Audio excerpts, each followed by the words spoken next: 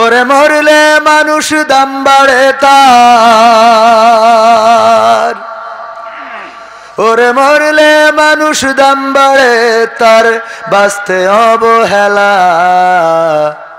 দুনিয়ার এই রং বাজারে এটা কেমন খেলা দয়াল, দুনিয়ার এই রং বাজারে এটা কেমন খেলা, দুনিয়ার এই রং বাজারে এটা কেমন খেলা দয়াল, দুনিয়ার এই রং বাজারে এটা কেমন খেলা। ওরে মরলে মানুষ দাম বাড়ে তার, মরলে মানুষ দাম বাড়ে তার, বাঁচতে অবহেলা। দুনিয়ার এই রং বাজারে এটা কেমন খেলা দয়াল, দুনিয়ার এই রং বাজারে এটা কেমন খেলা, দুনিয়ার এই রং বাজারে এটা কেমন খেলা দয়াল, দুনিয়ার এই রং বাজারে এটা কেমন খেলা। বাঁচতে মানুষ কেউ বলে না লোকটা বড় ভালো, মরলে বলে তার মরতে বড় ক্ষতি হলো দয়াল, বড় ক্ষতি হলো। ঠিক না বেঠে? বাঁচতে মানুষ কেউ বলে না লোকটা বড় ভালো, মরলে বলে তার মরতে বড় ক্ষতি হলো দয়াল, বড় ক্ষতি হলো। ওরে দেখতে আসে স্বজন সুজন, ওরে দেখতে আসে স্বজন সুজন, ডোবে যখন বেলা। দুনিয়ার এই রং বাজারে এটা কেমন খেলা দয়াল, দুনিয়ার এই রং বাজারে এটা কেমন খেলা, দুনিয়ার এই রং বাজারে এটা কেমন খেলা দয়াল, দুনিয়ার এই রং বাজারে এটা কেমন খেলা। ছেঁড়া কাপড় তাও জটে না পরি কষ্ট করে, ঈদের নামাজ হয় না পড়া, নতুন জামা পরে দয়াল, নতুন জামা পরে। ছেঁড়া কাপড় তাও জটে না পরি কষ্ট করে, ঈদের নামাজ হয় না পড়া, নতুন জামা পরে দয়াল, নতুন জামা পরে। ওরে নতুন কাপড় জুটবে জানি, ওরে নতুন কাপড় জুটবে জানি, ফুরাইলে বেলা।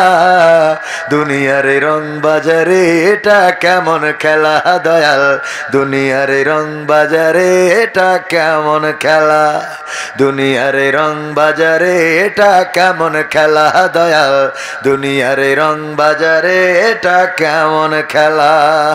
ভাঙা ঘরে দিন কেটে যাই বছর ঘুরে যুগ, এই জীবনে পাইলাম না তো একটু ভাবের সুখ দয়াল, একটু ভাবের সুখ। ভাঙা ঘরে দিন কেটে যাই বছর ঘুরে যুগ, এই জীবনে পাইলাম না তো একটু ভাবের সুখ দয়াল, একটু ভাবের সুখ। ওরে মরলে আসে ঘর বানাতে, ওরে মরলে আসে ঘর বানাতে, করে না অবহেলা। দুনিয়ার রং বাজারে এটা কেমন খেলা দয়াল, দুনিয়ার রং বাজারে এটা কেমন খেলা, দুনিয়ার রং বাজারে এটা কেমন খেলা দয়াল, দুনিয়ার রং বাজারে এটা কেমন খেলা। ওরে মরলে মানুষ দাম বাড়ে তার, ওরে মরলে মানুষ দাম বাড়ে তার, বাঁচতে অবহেলা।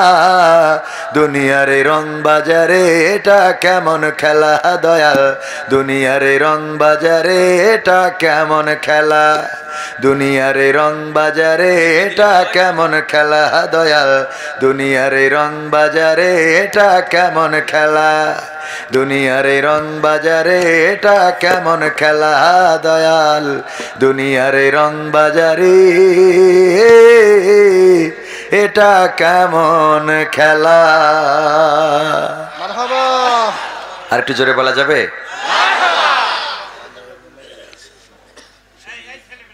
এটা কি এখনই? এটা তো কিসের বক্তব্য করা কি সুবিধা হয়, কিন্তু মানে আমি এখন চাইতে গেলে লোক উঠে যাওয়ার ভয়টা বেশি, তারপরে একটু সময় পরে বলবো ইনশাআল্লাহ।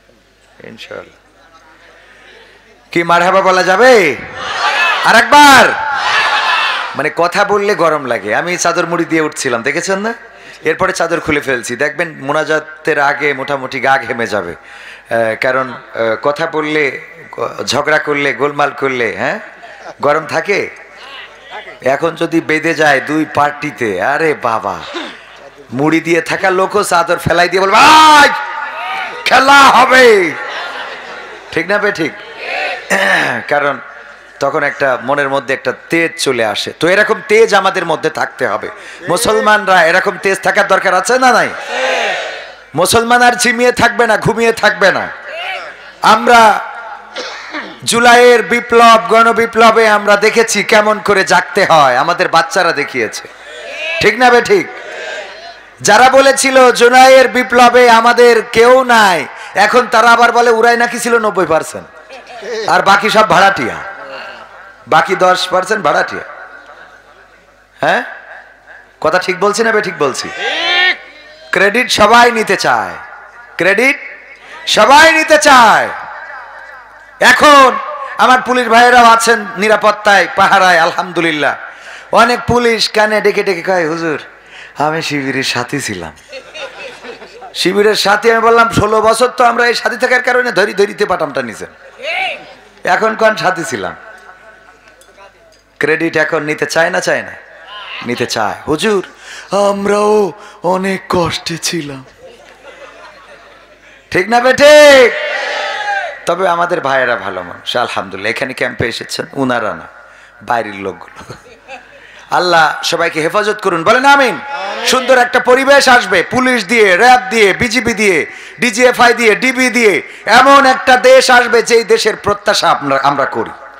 এবং সেই দেশ আনতে যদি ব্যর্থ হয়, তাহলে জুলাইয়ের বিপ্লব যেমন হয়েছে এমন বিপ্লব যদি প্রতিটা বছরে করতে হয়, প্রতিটা মাসে করতে হয়, প্রতিটা দিন করতে হয়, তাও বাঙালি জনগণ, বাংলাদেশি জনগণ কার্পণ্য বোধ করবে না।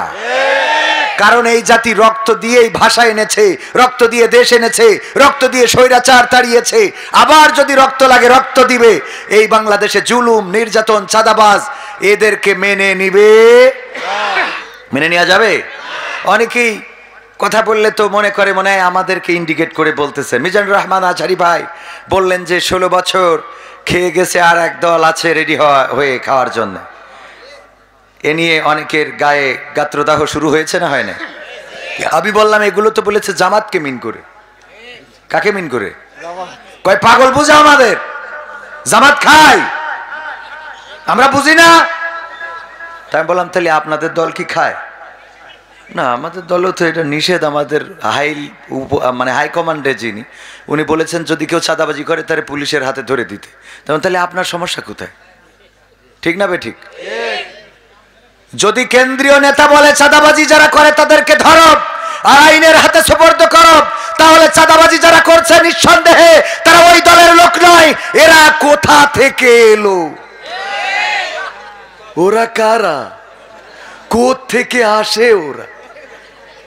হ্যাঁ, কোত্থেকে আসে?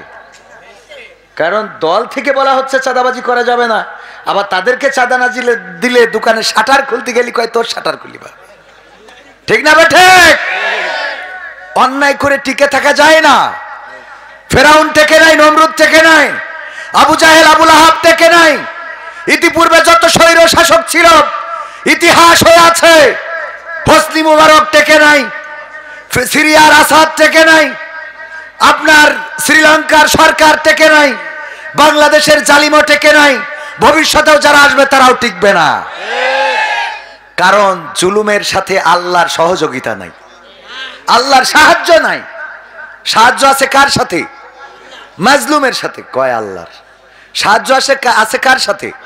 মাজলুমের সাথে। বিশ্বনবী বলেছেন মাজলুমের দোয়া এবং আল্লাহর মধ্যে কোনো পর্দা থাকে না। আল্লাহু আকবার। মাজলুমের বদদোয়া এবং আল্লাহর মাঝে কোনো পর্দা থাকে না। সরাসরি আল্লাহর আরশে আজিমে মাজলুমের বদদোয়া পৌঁছে যায়। সুতরাং অতীতে যারা জুলুম করেছেন, বর্তমানে যারা জুলুম করছেন, জুলুমের শিকার যারা হচ্ছে, মাথায় রাখবেন অতীতে তাদের অবস্থা যা হয়েছে, বর্তমানে যারা জুলুম করবেন তাদের অবস্থা এর থেকে ভালো কিছু হবে না। সুতরাং জুলুম করা যাবে না। কিসের অহংকার? কিসের লড়াই, কিসের বড়াই, কিসের আধিপত্য, কিসের রক্তের গরম, কিসের যৌবন, কিসের চেহারা, কিসের সৌন্দর্য, কিসের শক্তি, সব তো এক শুধুমাত্র এখন বকে যাচ্ছি। আল্লাহ না করুন যদি রাতের মধ্যে একটা সাইড একটু প্যারালাইজ দিয়ে দেয়, একটা সাইড পড়ে গেলে কালকে যদি আমারে বলে হুজুর যাই করেন তাই করেন, কালকে মাহফিল আমার সিলেটে, ওরা কাল মাহফিল আজকে অলরেডি কালকে যে হাদিয়া দেবে তা দিয়া শেষ, এখন টাকা শোধ করতে হলে তো যাচ্ছি হবে। তো বলবে হুজুর আপনি খালি স্টেজে আসেন, এসে একটু দেখা করে যান, আপনি অসুস্থ এইটাই বলে যান। প্যারালাইজড হয়ে এক পাশ পড়ে গেছে, আজকে চিল্লাইলাম জুলুম করা যাবে না, বাহাদুরি করা যাবে না, শাটার খুলে ফেলবো। কালকে যে কি বলতে হবে, আবার তো কথা বলা করে ওই কথা করে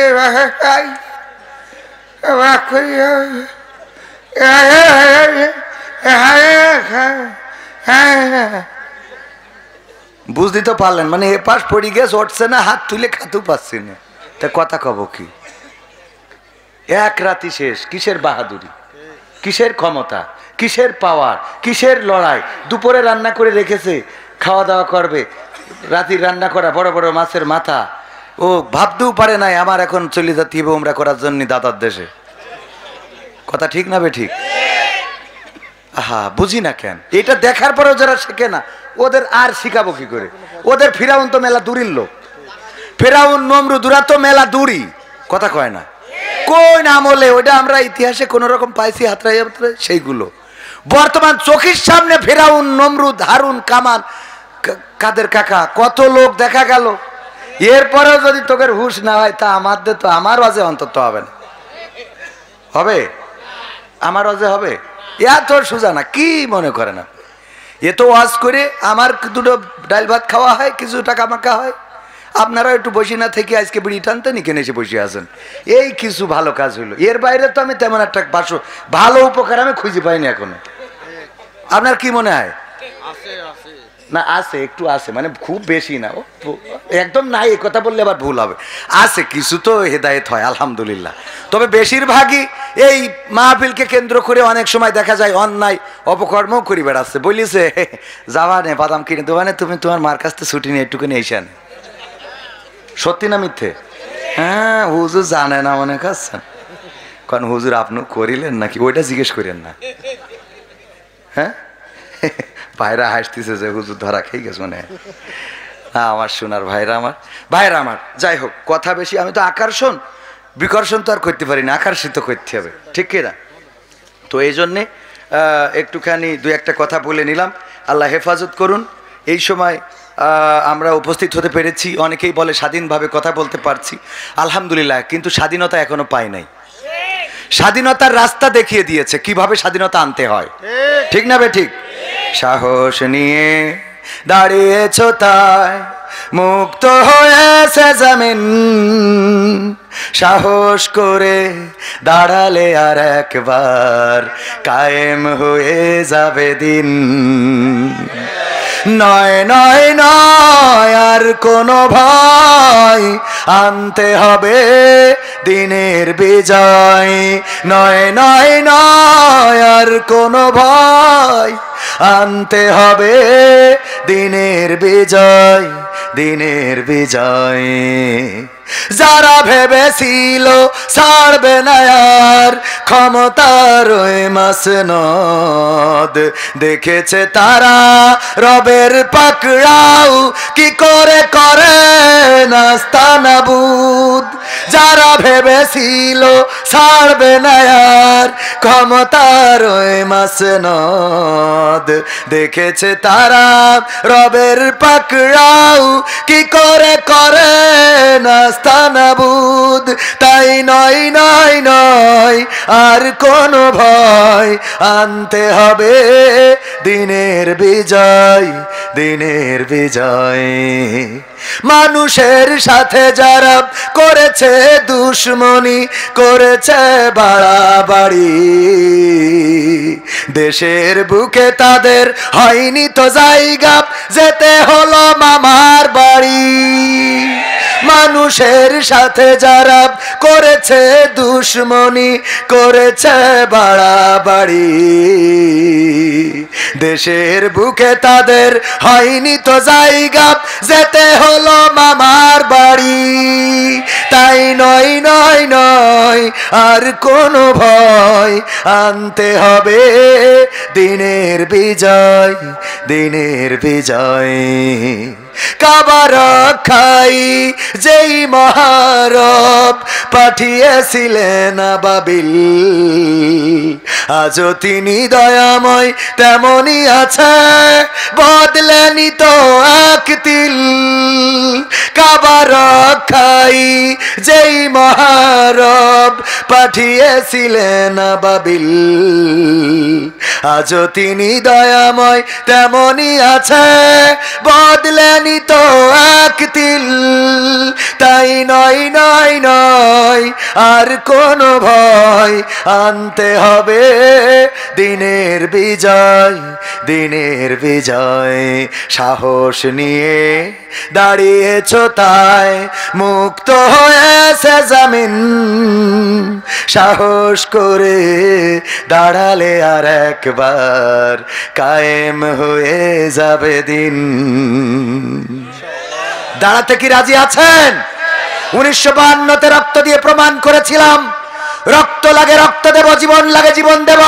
আমার সালাম, রফিক, শফিক, জব্বার, বরকত তারা রক্ত ঢেলে এই জমিনকে লাল করেছিল, পিচ ঢালা কালো পথ রক্তে রঞ্জিত করে প্রমাণ করেছিল। আমরা রক্ত দিতে কার্পণ্য বোধ করি না, কিন্তু মায়ের ভাষার অধিকার ছেড়ে দিতে জানি না।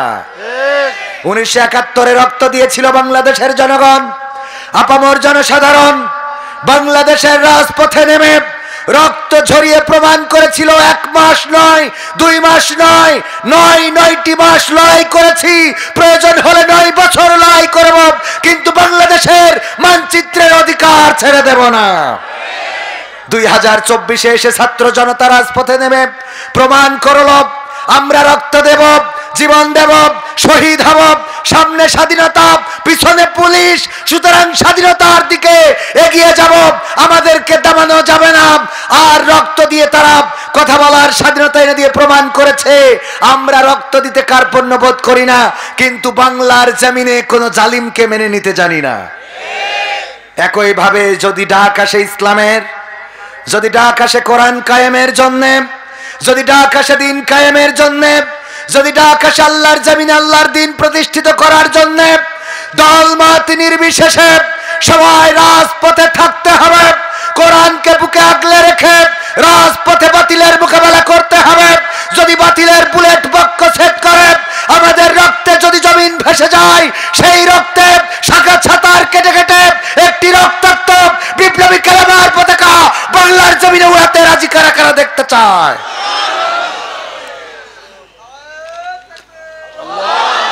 থাক থাক থাক থাক থাক। মুসলমান জীবনের সাহসী ঘটনা কি বলছে আব্বা? না স্যার, সুন্দরবন থেকে রয়্যাল বেঙ্গল টাইগারের ল্যাস কেটে আনিছিল। বলছে এই তোমার সাহসী ঘটনা? বলছে সুন্দরবনের তে এর ল্যাস কাটা কি সাইডখানি কথা মনে করেন? বাঘের ল্যাস কাটা, তাও রয়্যাল বেঙ্গল টাইগারের। বলতেছে তা সেটা ঠিক আছে, অনেক বড় একটা বীরত্ব দেখাইছাও, তো ল্যাস মাথা বাদ দিয়ে থুয়ে ল্যাস কেন কেটলে, লেজ কেন কাটলে? বলতেছে 1 সপ্তাহ আগে মাথা কেটে কাটিয়ে নিয়ে গেছে। 1 সপ্তাহ আগে মাথা কেটে কাটিয়ে নিয়ে গেছে, তাই আস্তে আস্তে যে ল্যাস কেটে নিয়েছে। যদি মাথা থাকতো, ল্যাস কাটা তো দূরের কথা, বাড়ি আসলি বউ কইতো সে লুঙ্গি কনে খুলিতে আছে সেই স্মৃতি। ঠিক না বে ঠিক? এতগুলো মুসলমান তাকবীর ওই মাঠেতে ভাড়া করিয়া একজনে দিত। হ্যাঁ, আপনাদের নেতা এনে বড় চেয়ারে বসা, এরপরেও ভয় কিসের? হ্যাঁ, ভয় আছে? আরে মুসলমান আল্লাহ ছাড়া কারো ডরায় না। মাথা নত করেছি, বলেছি ইন্না সলাতি অনুসুকি ওয়া মাহইয়ায়া ওয়া মামাতি লিল্লাহি রাব্বিল আলামিন। নিশ্চয় আমার নামাজ, আমার কুরবানি, আমার হায়াত, আমার মওত সব বিশ্ব প্রতিপালক আল্লাহর জন্য এই কথা বলার পরে যদি আমরা চেয়ারম্যানের ভয় পাই, মন্ত্রীর ভয় পাই, অমিত হাসানের ভয় পাই, খালেদা জিয়ার ভয় পাই, শেখ হাসিনার ভয় পাই, ওবায়দুল কাদেরের ভয় পাই, আমেরিকার বাইডেনের, ডোনাল্ড ট্রাম্পের ভয় পাই, তাহলে বুঝে নিতে হবে আমি আল্লাহর সাথে 2 নম্বরই কথা বলেছি। ঠিক না ঠিক? যে বলবে ইন্না সলাতি ওয়া নুসুকি ওয়া মাহইয়ায়া ওয়া মামাতি লিল্লাহি রাব্বিল আলামিন, সে এমন ভাবে সমর্পণ করবে যেমন ইব্রাহিম আলাইহিস সালাম বলেছিলেন, ইন্নী ওয়াজ্জাহতু ওয়াজহিয়া লিল্লাযী ফাতারাস সামাওয়াতি ওয়াল আরদ হানিফা ওয়া মা আনা মিনাল মুশরিকিন। হে আমার রব, আমি সমস্ত দিক থেকে আমার মুখ ঘুরিয়ে আসমান জমিনের স্রষ্টার দিকে করে দিলাম, আর আমি ঘোষণা করে দিলাম আমি কোনো মুশরিকদের দলের নই। কথাটা কার? ইব্রাহিম আলাইহিস সালাম বলেছেন, কয় আল্লাহ। কুরআনে আছে, বলেছেন কে? ইব্রাহিম আলাইহিস সালামের কথাটা রেকর্ড করে দিয়েছেন আল্লাহ রাব্বুল আলামিন। ইব্রাহিম আলাইহিস সালাম যখন বুঝে ফেললেন, আল্লাহ রাব্বুল আলামিন কোরআনে সুন্দর করে রেকর্ড করে দিয়েছেন, ফালাম্মা জান্না আলাইহিল লাইলু রাআ কাওকাবান ক্বালা হাযা রাব্বি। আল্লাহর নবী বললেন, ওই যে আকাশের তারকা দেখা যায় মিটমিট করে জ্বলে, মনে হয় এইটা আমার রব। যখন সেটা অস্তমিত হয়ে গেল, ইব্রাহিম আলাইহিস সালাম বললেন, এটা আমি রব মানি না। যেটা অস্তমিত হয়ে যায় তাকে রব মানি না। হঠাৎ করে ফালাম্মা জান্না আলাইহিল লাইলু রাআ কাওকাবান ফালাম্মা জান্না আলাইহিল ফালাম্মা রাআল কমারা বাজিগান ক্বালা হাযা রাব্বি। আল্লাহর নবী বললেন, দেখলাম যে চাঁদ উঠেছে, তারার চেয়ে চাঁদটা বড়, সুতরাং এইটাই আমার রব। কিন্তু সেটাও যখন ডুবে গেল, বলল, হে আমার রব। তখন বলল, না, এটার প্রতি আমি আসক্ত নাই, আমি যদি আমার রব পথ না দেখাই বেকায়দায় পড়ে যাব। তারপরে বললেন, ফালাম্মা রাআশ শামসা বাজিগাতান ক্বালা হাযা রাব্বি হাযা আকবার হাযা আকবার। আমার আবার একটু তেলাওয়াত ক্লিয়ার করার চেষ্টা করতেছি, তো মানে এখন আমি ছাত্র, বুঝছেন, মানে আমি তো কোরআনের মুফাসসির না, আমি কোরআনের মুসাফির। হ্যাঁ, কিফির। আমি এই জন্য আগে কোরআন তেলাওয়াতে একটু বেশি ভয় পাতাম, কারণ আলিয়ায় পড়া তো, আলিয়ায় আবার আলিয়ার খারাপ করে বলছি না, মানে একটু সহি শুদ্ধ করতে একটু কষ্টই হচ্ছে। আল্লাহ যেন সহজ করে দেয়, বলেন আমিন। আমি কোরআনের একজন ছাত্র, অনেকেই লেখে মুফাসসির। আমি কই যে কি করেছেন, বাস নিজেরাও খাইছেন, আমারও দিয়েছেন, দুটো একসাথে। আমাদের ফখরুদ্দিন হুজুর এক জায়গায় গেছে, মাহফিল বলছে, হুজুর চলেন আলহাজের চার দোকানতে চা খেয়ে আসি। তো যেই দেখে আলহাজ যে চা বানাচ্ছে, ও চেয়ারা দেখে মনে হয়নি যে আমার বিকে লিটন ভাইয়ের মতো চেয়ারা, মানে চা বানাই দোকানদার আছে না কিছু, বিড়ি খোর গাঁজা করে রাখুন, তো দেখি মনে আছে গাঞ্জা টানে পাঁচক, তো আবার আলহাজ হইল কি করে, আবার চা বেছে সে আবার আলহাজ হয় কি করে। তো যেই জিজ্ঞেস কাছে, ভাই হজ করিলেন কোন সালে? হজ? ভাই আমি হজ করিনি। তো হজ করেননি তো আপনি তো আলহাজ? বললো আলহাজের চার দোকান। বলছে, ভাই আসলে হয়েছে কি, আমি গাজার ব্যবসা করতাম। কের ব্যবসা করতাম? গাজার, গাঞ্জা। তো এই পুলিশই ধরে নিয়ে গেছিল, এখান থেকে ফাড়িতে ধরে নিয়ে আমার জেলে দিয়েছিল, ছিলাম ওই যে যশোরে। তো ঢুকে দেখি যে ওখানে সব আমি খালি অপরাধী, বাকি সব আল্লাহওয়ালা। মানে আমার মনে হলে ভুল করে আমার ধরে এনেছে, কারণ ওখানে দেলোয়ার হোসেন সাইদি, মতিউর রহমান নিজামী, আলী হাসান, মোহাম্মদ মুজাহিদ, মামুনুল হক, আমির হামজা, জামাতের আমির, বিএনপি সব আল্লাহওয়ালা, কথা কয় না। আমার খালি লজ্জা করতে লিখলো, আল্লাহ আমারে কনে এনে ফেলাইলে, এখানে তো সব ভালো লোকের বসবাস। তো আমি চিন্তা করলাম, যেহেতু ভালো লোকরা জেলখানায় আসে আর থাকে, আল্লাহ যখন আমার কবুল করিয়েছে, তাহলে আমি বের হয়ে আর আমি গাঞ্জার ব্যবসা করব না। তো বের হয়ে আমি এই যে একটা চার দোকান দিয়েছি, এই চা বেশি খাই। এখন আমার কাস্টমার যারা গাঞ্জা খেতো আমার কাছ থেকে, ওরা আমার উপহাস করি বলে আলহাজ। ওই সেখানতে হয়ে গিয়েছে আলহাজের চার দোকান। আসলে আমি আলহাজ না, এটা হইলো জেল হজের চার দোকান। কি হজের? তো আমি ওরকম একজন মানুষ, বোঝা গেছে তো। তো যাই হোক, তো আল্লাহর নবী কি বললেন, এই যে সূর্যটা উদিত হলো, এটা অন্যগুলোর চেয়ে বড়, অনেক বড়, আকবার মানে বড়, এটা অনেক বড়, সুতরাং এটাই আমার রব। যখন সেটা অস্তমিত হয়ে গেল, তখন ইব্রাহিম আলাইহিস সালাম বললেন, ইন্নী ওয়াজ্জাহতু ওয়াজহিয়া লিল্লাযী ফাতারাস সামাওয়াতি ওয়াল আরদ হানিফাও ওয়া মা আনা মিনাল মুশরিকিন। ইব্রাহিম আলাইহিস সালাম বললেন, হে রব, আমি চিনে ফেলেছি কে আমার রব। কে উঠালো আর কে ডুবালো? ওই চন্দ্রটা কে উঠালো আর কে ডুবালো? ওই সূর্যটা কার হুকুমে সকালবেলা উদিত হয়ে গেল, আবার বিকালবেলা পশ্চিমে অস্তমিত হয়ে গেল। আমি চিনে ফেলেছি, আমি পথ পেয়ে গেছি। সুতরাং আমি ঘোষণা করে দিলাম, শুনে নাও, আমার মুখটা আমি সেই রবের দিকে করে দিলাম, যেই রব আসমান জমিন সৃষ্টি করেছেন। আমি তার দিকে মুখ ঘুরিয়ে দিয়ে বলে দিচ্ছি, শোনো, আমি কোনো মুশরিকের অন্তর্ভুক্ত নই। যখন আল্লাহর কাছে আত্মসমর্পণ করেছে, তখন আগুনের কুণ্ডলী বানানো হলো। ইব্রাহিম আলাইহিস সালামের জন্য জাহান্নাম তৈরি করলো নমরুদ। এই জাহান্নামে ফেলা হবে। ইব্রাহিম আলাইহিস সালাম বললেন, ওগো নমরুদ, তুমি আমার ধর্মের আব্বা, দয়া করে আমারে ছেড়ে দাও, আর জীবনে কোনোদিন তোমাদের মূর্তির মাথার পরে লাঠি মারব না। হ্যাঁ, ও আমি ভুল বলেছি, আমি ভুল বলেছি, তাই না? যাক, আলহামদুলিল্লাহ, আপনারা ধরতে পারিছেন। এটা বলে নাই, বরং ফেরেশতারা এসে জিজ্ঞাসা করলো, ওগো ইব্রাহিম, আমরা সহযোগিতা করতে চাই, করব নাকি? ইব্রাহিম আলাইহিস সালাম বললেন, তোমরা এসেছো, তোমরা কি রবের কাছ থেকে, আল্লাহ কি তোমাদেরকে পাঠিয়েছে নাকি কিভাবে এসেছো? বললো, আল্লাহর কাছে বলেছি, আল্লাহ তোমার বান্দা, তোমার খলিল, তোমার বন্ধু, তাকে আগুনে ফেলা হবে, আমরা কেমন করে সহ্য করব? যদি অনুমতি দাও, সাহায্য করতে যেতে চায়। আল্লাহ রাব্বুল আলামিন বললেন, যাও, যেতে পারো, তবে দাবি হলো তোমরা ইব্রাহিম আলাইহিস সালামের কাছে আগে জিজ্ঞাসা করবা, আমার ইব্রাহিম যদি তোমাদের কাছে সহযোগিতা চায় তাইলে সহযোগিতা করবা, আর যদি না চায় তাইলে আমার কাছে আবার ফিরে আসবা। এই কথা বলার পর ইব্রাহিম আলাইহিস সালাম বললেন, ওগো ফেরেশতারা, তাইলে তোমরা চলে যাও, চলে যাও, তোমরা চলে যাও, কারণ তোমরা যে রবের কাছ থেকে অনুমতি নিয়ে এসেছো, আমার অবস্থা তোমাদের থেকে ওই রব আরো ভালো জানে। ঈমানটা কি?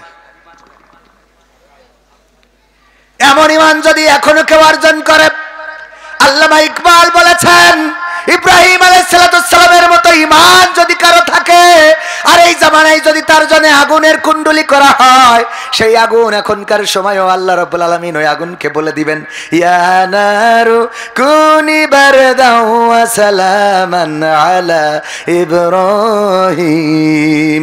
ওগো আগুন, তুমি আমার ইব্রাহিমের জন্য ঠান্ডা আরামদায়ক হয়ে যাও। এখন ইব্রাহিমের মতো ঈমান যদি কারো থাকে, আর তারে যদি আগুনে ফেলা হয়, সেই আগুন আল্লাহ এই সময়ও ফুল বাগান করে দিতে পারে না, পারে না? নাকি আল্লাহ বুড়ো হয়ে গেছে?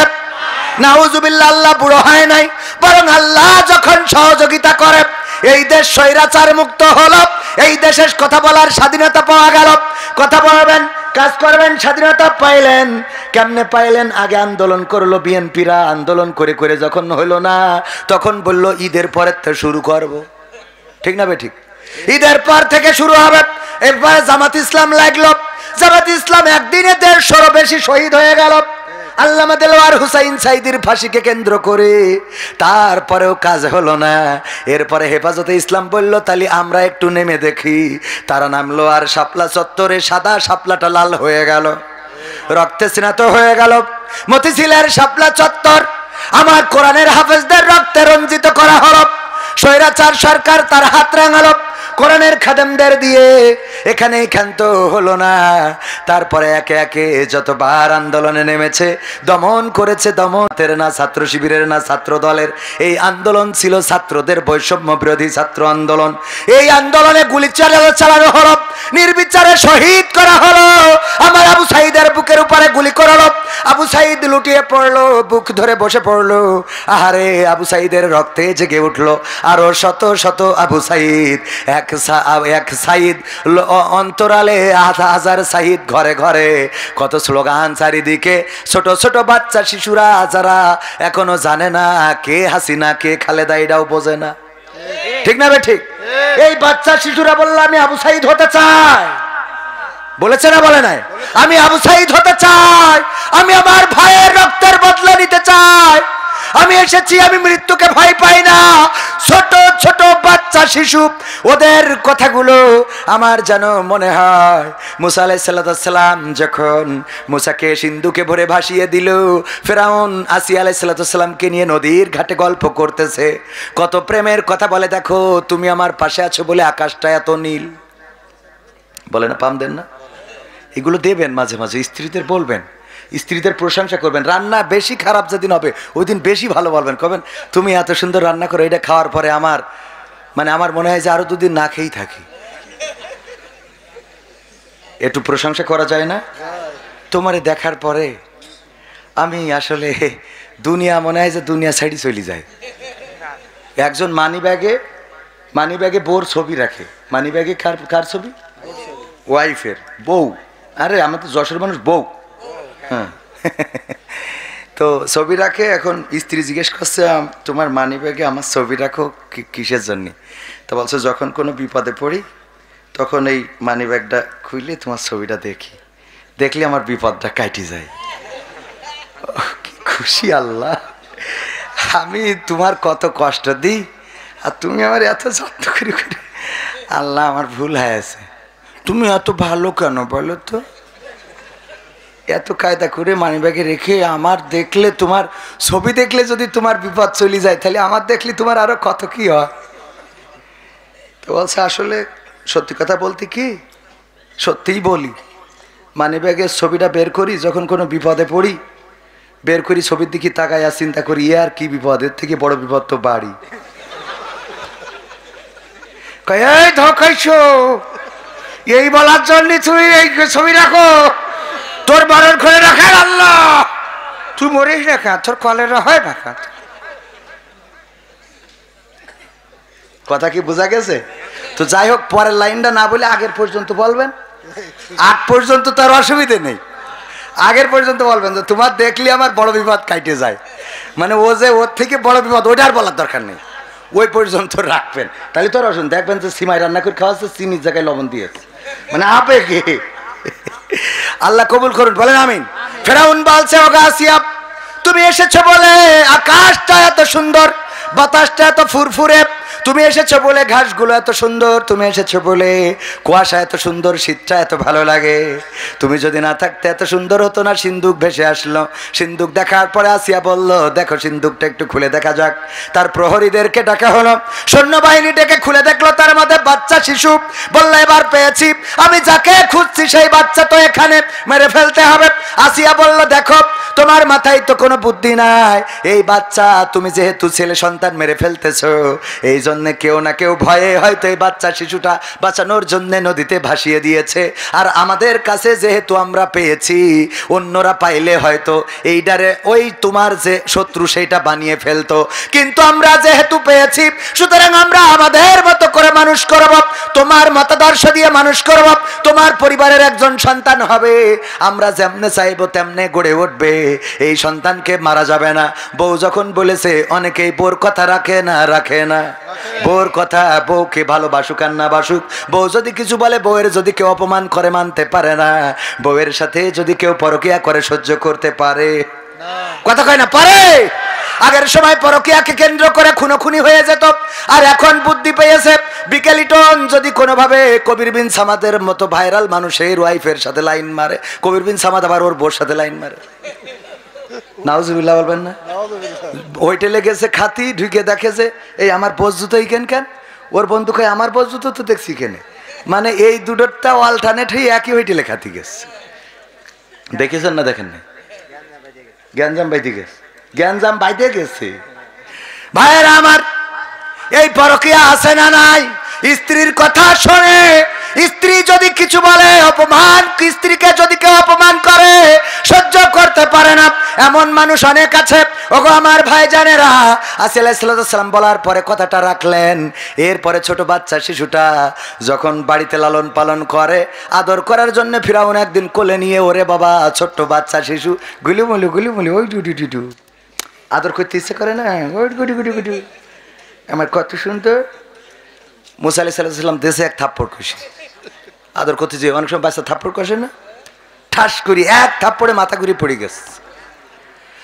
আসিয়া প্রমাণ হয়ে গেছে এই সে, একে বাঁচানো যাবে না, একে বাঁচানো যাবে না। এই সে কি করে, সে আমার এমন থাপ্পড় দিল, ছোট্ট মানুষ, তার থাপ্পড়ে মাথা ঘুরে গেল। নিঃসন্দেহে সে যে আমার এই চেয়ারটা দখল করবে, যে আমার এই রাষ্ট্রের জন্য হুমকি হবে, যার কারণে আমার চেয়ার ছেড়ে দিয়ে দাদার দেশে চলে যেতে হবে। এই সে একে শাসন করতে হবে, মেরে ফেলতে হবে। আসিয়া আলাইহিস সালাম বললেন, দেখো তুমি যে বাচ্চা শিশুটা মারতে চাও, ওর সামনে যদি একটা ফুল দেওয়ার একটা আগুন দাও, দেখা যাবে ফুল বাদ দিয়ে আগুন ধরে ফেলেছে, কারণ ও এখনো কোনটা ফুল কোনটা আগুন বোঝে না। খেলতে যেয়ে একটা থাপ্পড় দিয়ে ফেলেছে, তাতেই তুমি মনে করে নিলে তোমার শত্রু। ওর সামনে আগুন ফুল সবই তো সমান। ফেরাউন বলছে, তাইলে আমি এটা পরীক্ষা করব, তাইলে আমি এটা। ছোট বাচ্চা শিশু আসিয়া আলাইহিস সালাম চিন্তা করলেন, আল্লাহ এমন কথা বলে ফেললাম, যেই কথা বলার পরে এখন বিপদেই না জানি পড়ে গেলাম। যদি এখন সত্যি এই পরীক্ষায় ফুল ধরে ফেলে, তাইলে মুসা আলাইহিস সালামকে আর বাঁচানো যাবে না। আল্লাহ তুমি হেফাজত করো। আল্লাহ সাথে রয়েছেন। যখন বাচ্চাটারে শুয়াইয়ে দিল, হামাগুড়ি দিয়ে যায়, ফেরাউন খালি হাতটা মুড়াইয়ে দেয় যে তাড়াতাড়ি করে ফুলটা ধর। আগুনের দিকে হাত নিয়ে যায়, ফেরাউন খালি ঠেলি ঠেলি দেয় যে ফুলের দিকে যা। কিসের ফুলের দিকে? খপ করে আগুন ধরি, পরে গালে পুরি দিস। ধরি গালে ঢুকানোর পরে জিহ্বা পুড়ে গেল, যার জন্য মুসা আলাইহিস সালামের কথা একটু জড়তা ছিল। এই জন্য আল্লাহর কাছে ফরিয়াদ করেছিল, গো আল্লাহ, আমি যে ফেরাউনের কাছে দাওয়াত নিয়ে যাব, আমার সাথে একটু হারুনেরও তুমি পারমিশন দিয়ে দাও, হারুনেরও তুমি এমপি পদপ্রার্থী করিয়ে দাও, যাতে করে আমি স্পিকারের সামনে ভালো করে তুলে ধরতে পারি। বলল, তোমার অসুবিধা কি? আল্লাহ, আমি বক্তা ভালো না, আমার হারুন কথা বলাই ভালো, ওয়াজ করে ভালো, সুর ভালো, সে ট্যালেন্ট আছে। আমি তো কথা বলতে গেলে একটু জড়তা আছে, কিন্তু হারুনের মধ্যে সেটা নাই। বক্তার দাম আল্লাহর কাছে আছে না নাই? খালি হারুন আলাইহিস সালামের মধ্যে কথা বলার এক্সপিরিয়েন্সটা ভালো থাকার কারণে নবুয়ত দিয়ে দিয়েছিলেন কি। তার মানে বক্তার দাম বুঝতে পারিছেন?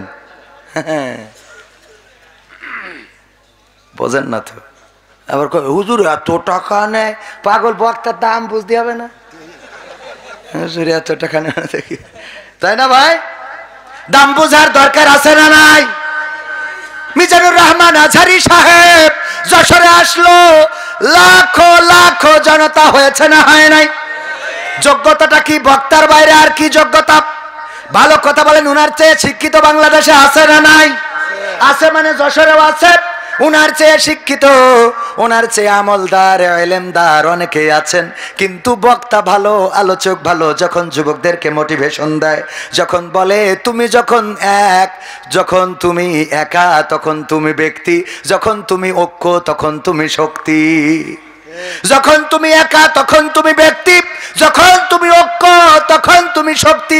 এই মোটিভেশন গুলো নিয়ে আমার যুবকেরা, তরুণেরা অনেকেই পথহারারা পথের দিশা খুঁজে পেয়েছে। আল্লামা সাঈদীর থেকে বড় আলেম বাংলার জমিনে আরো অনেক আছে, বড় শিক্ষিত, কিন্তু আল্লামা সাঈদী কেন বাতিলের আতঙ্ক হয়ে উঠলেন? তার কারণ হলো তিনি বক্তা ভালো। তিনি যখন ওয়াজ করেন, অনেকের আলেম, অনেক বড় আলেম, তারা এলেম দেখে মুসলমান হয়েছে, এমন আছে নাকি?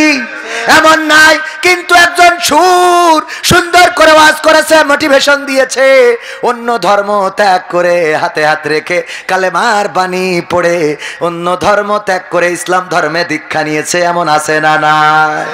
আল্লামা সাঈদীর হাতে শুধুমাত্র অন্য পথহারারা পথের দিশা পায় নাই, বরং অন্য ধর্মের লোকগুলো ইসলাম ধর্মে প্রবেশ করেছে। এই কারণে আল্লামা সাঈদী ছিল তাদের চোখের বালি। আল্লামা সাঈদীকে জেলে ভরে রাখা হলো। শুধু জেলে ভরে রেখেই তারা ক্ষান্ত হইল না, তারা কি করলো?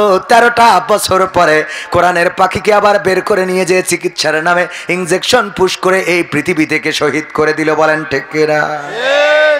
কারণ বক্তা ভালো। কি ভালো? আমির হামজা সাদা সিধা মানুষ, সরল সুজা। জাকির নায়েক যেমন কোরআনের আয়াত পৃষ্ঠা নম্বর, লাইন নম্বর বলে দিতে পারে, অন্য ধর্মগ্রন্থ থেকেও বলে দিতে পারে। আমির হামজা ভাইও বলে দিতে পারত। জেলখানা থেকে বের হওয়ার পরে এখন আগের মতো বলতে পারে নাকি? না, পারে না। আমির হামজা ভাইয়ের অপরাধ কি ছিল? অপরাধ ছিল বক্তা ভালো, এই জন্যই ধরো। ঠিক না ভাই? ঠিক। আজহারী ভাইকে দেশ ছাড়া কেন করা হলো? কেন এই দেশের মধ্যে কথা বলতে দেওয়া হলো না, থাকতে দেওয়া হলো না? অপরাধ ছিল বক্তা ভালো। মামুনুল হককে কেন কারারুদ্ধ করা হলো? কেন রিমান্ডে নির্যাতন করা হলো? কেন হাতে লাঠি ধরিয়ে দেয়া হলো? কেন সোজা মানুষটা কুজা করে দেয়া হলো? কারণ ছিল মামুনুল হক ও বক্তা ভালো। ছোট মানুষ রফিকুল ইসলাম মাদানী, মানুষটা ছোট। এই ছোট মানুষ আর কার কি করবে? কথা কয় না। একটা মহিলার সাথে তো মারামারি করি লাইন পাবে না, ঠিক না বেঠিক? এই রফিকুল ইসলাম মাদানির মতো মানুষ, তার নামেও মামলা শুধু নয়, রিমান্ডে নির্যাতন, নিষ্পেষণ, কারারুদ্ধ করে রাখা। এই ছোট মানুষটার অপরাধ কি? বক্তা ভালো, কথা কয় না, বক্তা ভালো, তার জন্য রিমান্ড। এছাড়াও বাংলাদেশে যদি ডানে বামে তাকান খুঁজে পাবেন যাদের নামে মামলা 5টা 10টা 20টা মামলা, সবগুলো বক্তা ভালো, যারা লেকচার দিতে পারে, যারা মানুষকে ঐক্যবদ্ধ করতে পারে, যাদের ডাকে মানুষেরা ঐক্যবদ্ধ হয়, আন্দোলনের জন্য একত্রিত হয়, তাদের পরে নির্যাতন নিষ্পেষণ আছে না নাই? বিএনপিতেও তাই, বিএনপিতেও যারা বক্তা ভালো, তাদের যারা কথা বলিস তাদের নামে মামলা আছে না নাই? আর যে তেলবাজি করিছে ওর কোনো অসুবিধা নাই, ঠিক না বেঠে? কি হবে বেঁচে থেকে অযথা বিদ্যা শিখে যদি না গড়তে পারি শোষণবিহীন সমাজটাকে? কি হবে বেঁচে থেকে? কি হবে ছাত্র সেজে চুমু খেয়ে সনদ খানা যদি হয় বিদ্যালয়টা পরিমণিদের আড্ডাখানা? কি হবে ছাত্র সেজে চুমু খেয়ে সনদ খানা যদি হয় বিদ্যালয়টা বুবলিদের আড্ডাখানা? এর চেয়ে মরাই ভালো, দেশ ছেড়ে যাওয়াই ভালো, এর চেয়ে মরাই ভালো, দেশ ছেড়ে যাওয়াই ভালো। কি হবে ধোকা দিয়ে বিবেকটাকে? কি হবে ধোকা দিয়ে বিবেকটাকে? কি হবে বেঁচে থেকে অযথা বিদ্যা শিখে যদি না গড়তে পারি শোষণবিহীন সমাজটাকে? কি হবে বেঁচে থেকে? কি হবে যুবক নামের বোঝা হয়ে এই ধরাতে, যেখানে মা বোনেরা ধর্ষিতা হয় দিনে রাতে? ধর্ষণ আছে না নাই? আজকেও পত্রিকার নিউজ, 2 জন নারীকে ধরে নিয়ে যে রাস্তা থেকে তুলে নিয়ে যে সংঘবদ্ধ ধর্ষণ করা হয়েছে, গণধর্ষণ। আহারে, এই দেশে এখনো ধর্ষণ চলে, এখনো নারীদেরকে তুলে নিয়ে যাওয়া হয়, গণধর্ষণ করা হয়, ধর্ষণ করে আবার গলা টিপে হত্যা করা হয়, তারপরে লাশটা কেটে টুকরা টুকরা করা হয়, বস্তা বন্দি করে ফেলে দেয়া হয়। আর এইগুলোর বিচার বাংলার জমিনে হয় না। অথচ কলাচর কচুচর তাদেরকে ধরে একেবারে রক্তাক্ত করে ফেলবে, আছে না নাই? বড় বড় চোরদের ধরার লোক নাই, ছোট ছোট চোর নিয়ে টানাটানি, কত বিচার, কত। এখনকার সময়ে তুই দোকান খুলবি না, তুই এইটা করবি না, ওইটা করবি না। আবার শুনলাম আমাদের ওবায়দুল কাদের কাকা আমাদের যশোরের বুক দিয়ে চলে গেছে, বিশেষ লোক তারে পার করে দিয়েছে। বলেন সুবহানাল্লাহ, ও নাউজুবিল্লাহ। সত্য না মিথ্যা? আর ছোট ছোট যারা, এদেরকে মেম্বারের কয় খবরদার জন্য বাজারে উঠবি না, কাটি খুলব, কয় না কয় না। আর বড়গুলোর সেভ এক্সিট দিয়েছে না, তাই না? সব সেভ এক্সিট, যাও নিরাপদে চলে যাও, তোমাদের যেখানে গন্তব্য সেখানে চলে যাও, যেখানে যেতে চাও সহযোগিতা আছে। আর গ্রামে ছোট ছোট মানুষ, ছোট ছোট যারা সিস্কেমার রাজনীতিবিদ, কিছুই করে নাই, খালি 1 বোতল সবিন তেল হাতে ধরাই দিছিল, আর রাস্তায় যেয়ে বলিল আমার নেতার চরিত্র ফুলের মতো পবিত্র, নামাজ পড়ে না একক্ত, গাঞ্জাটা নেপাসক্ত, ঠিক না বেঠে? নেতা তুমি এগিয়ে চলো, আমরা আছি তোমার সাথে, আমার নেতা ভয় নাই, রাজপথ ছাড়ি নাই, আমরা যদি মুতে দিই সব ভেসে যাবে বানের মতো। স্লোগান দেশে না দেয় নাই? আরে আমি মাঝে মাঝে বলি তোমার যা ওজন, সেই ওজন নিয়ে কথা বলো, ওজনের থেকে বেশি বলার দরকার। বেশি বলা যাবে? ওজনের থেকে বেশি বলা যাবে না। একবার বাঘ আর বিড়াল যাচ্ছে, 2 জনে নদী পার হবে, বাঘ বলতেছে বিড়াল তুই কি পারবি? বলছে কি মনে করো মামু, হ্যাঁ কি মনে করো, কি মনে করো আমারে? তুমি মনে করো তুমি বাঘ বলে বড় বলে পার হয়ে যাবা, আমি বিড়ালও কম না। বলছে ঠিক আছে, নিয়ে যাওয়া শুরু করি। যেই খানিক গেছে বিড়াল খালি ডোবে আর খানিক পরে পরে ভেসে ওঠে, ডোবে আর ভেসে ওঠে, ডোবে আর ভেসে ওঠে, ডোবে আর ভেসে ওঠে। বাঘ বুঝতে পেরেছে যে ভাগ্নের অবস্থা খারাপ, বাঘ বিড়ালের কান ধরি ছেলি দিয়ে সই পারে। তারপরে বাঘ যখন ঘাটে উঠেছে, বিড়ালের মিজাজ গেছে খারাপ হই, মামা তুমি এটা কি করলে আমার? বলছে কি করেছি? আমার ওখান থেকে চাইলে তুমি এই পারে দিলে কি দেখে? বলছে তোর তো আজরাইল তো নিল বইলে। বলছে আজরাইল নিল বইলে? আমি ওখানে পানি মেপে দেখছিলাম যে কতটুকু গভীর, তার জন্য কয়েকবার সুপারি দিচ্ছি। মানে মুখির জোর কমে না, এরম কিছু আল্লাহর ওলি আছেন, ওদের মুখির জোর কমে না। প্রধানমন্ত্রী থেকে শুরু করে পুরো সংসদের মাননীয় স্পিকার, আর যারা বললো 3 মিনিটে কিছু হয় না সব চলে গেল, আর চার দোকানে বসে কয় খেলা হবে। মানে ও এখন আন্দাজ খুঁজে পায় না, আছে না নাই? পুরো সংসদ ধরে চলে গেল। সালমান এফ রহমান দরবেশ, আল্লাহর আউলিয়া, গতবার ইতেকাপ করলো কাবায় যেয়ে ডাইরেক্ট হয়ে যে ইমাম, কাবা শরীফের ইমাম যে এনে দাঁড়াইছে ওই আব্দুর রহমান আল সুদাইসির পিছনে দাঁড়ায় টান টেনে একেবারে শিখেনে যে এতে ইতেকাপ করি আসা আল্লাহর ওলি, তাই দাড়ি কেটে লাইন পেল না, কথা কয় না। আর তুমি চার দোকানে বসি বলো সময় আসছে, তুই তোর বিড়ালের পানি মাপালো, ঠিক না বেঠে? এই জন্য ওজন বুঝে কথা বলতে হবে। যারা বললো পিশাব করলে বানের পানির মতো ভেসে যাবে, আমার সাবেক সরকার সেও চিন্তা করলো যদি আমার নেতা কর্মীরা পিশাব করলে বানের পানির মতো ভেসে যায়, তাইলে এরা বেশি না পিশাব ফেরার সময় বদনাই যে পানিটা খরচ করে ওই পানিটা এনে ঢালে, তাইলে তো এরা ডাইরেক্ট সুনামির মতো চলে যাবে। এটা আত্মবিশ্বাস নিয়েতে বললো চালাগুলি, ঠিক না বে ঠিক? যারা বললো তারা আজ কোথায়? আমি বললাম পিশাব করলে বানের পানি হয়, অত দরকার নেই, তুমি আমাদের স্যালোর পানি যেখানে পড়ে ওই হাউজির পরে সেই টুমুতে আমার ক্ষেতটা ভিজই দাও, দেখি মেশিনি কত পানি ওঠে, ঠিক না বেঠে? এই জন্য আন্দাজ ছাড়া কথা বলা যাবে, বলা যাবে না। বলতে পারেন কে? আল্লাহ বলতে পারেন, আর আল্লাহর পরে নির্ভর করে বলা যেতে পারে ইনশাআল্লাহ বাংলার জমিনে বাতিল মুক্ত হবে, আল্লাহর দিন কায়েম হবে। ওগো আমার ভাইরা, কথা বলবো অল্প সময়, বেশি নাই আমার। আবার এই কথা বলা শেষ করে চলে যেতে হবে সিলেটে। সিলেট থেকে আর কনে কনে ওসব বললে ইউটিউবাররা ভাইরাল করে দেবে, ওইগুলো নিয়ে আবার টিকটক হয় না, হয় না। আজকালকার ছেলেরা বই নিয়ে আর বসে না, ও বাবা গুগলে সার্চ করিয়া পড়ি। ওরে কালের মেয়েরা কোরআন হাদিস ধরে না, আমার এখনকার মা বোনেরা পবিত্র কোরআন পড়ে না, ও আল্লাহ টিকটকে ভিডিও ওরা করে, ঠিক না বেঠে? আমার বিকেল লিটন ভাই আছে, উনি জানে আজকালকের ছেলেরা বই নিয়ে আর বসে না, গুগলে সার্চ করিয়া পড়ি, ঠিক না বে ঠিক? আগের সময় প্রেম করিলে আব্দুর রহিম ভাই বলতো পাইছো কি, এখন বলে শখ করিয়া বাবু তুমি খাইছো কি? বাবু তুমি কি খেয়েছ? হ্যাঁ তুমি খেয়েছ বাবু আমার? না ও খাইনি, ও ফিডার খাবে। বাবু বুড়ো দাঁড়িয়ে গেছে। হ্যাঁ শীত লাগছে আপনার? কে রে এরম কঠিন ওয়াজ করতে তাও শীত লাগছে? মানে সহ্য না করে পারা যায়? ভাইরা আমার হাসার জন্য ঢেকে রেখেছে, যে হাসিতে জন্য লোক না দেখে, অসুবিধে নেই। তাহলে কি করল? আগের সময় প্রেম করিলে আব্দুর রহিম ভাই বলতো পাইছো কি, এখন বলে শখ করিয়া বাবু তুমি খাইছো কি?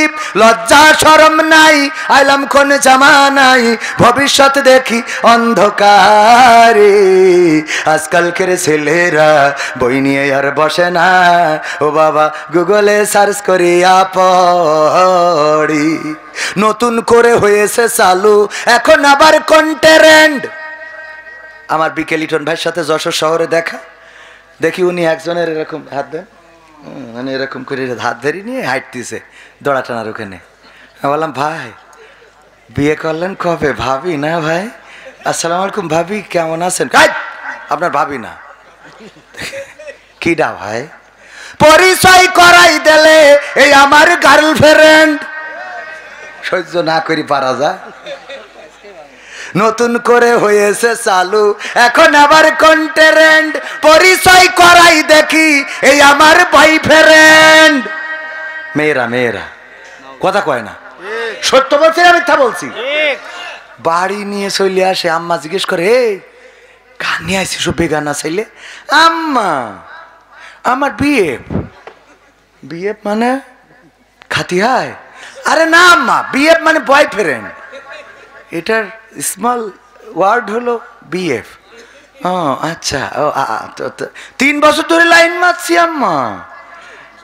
এই যে এই আম্মাকে ছাড়লাম দাও। আসসালামু আলাইকুম। হ্যাঁ আব্বা ভালো আছো? ওরে আব্বা। শাশুড়ি ঘরে নিয়ে যে বসা। হ্যাঁ আগে তো বললি দড়াটা আনতে, করে আপেল কিনে আনতাম।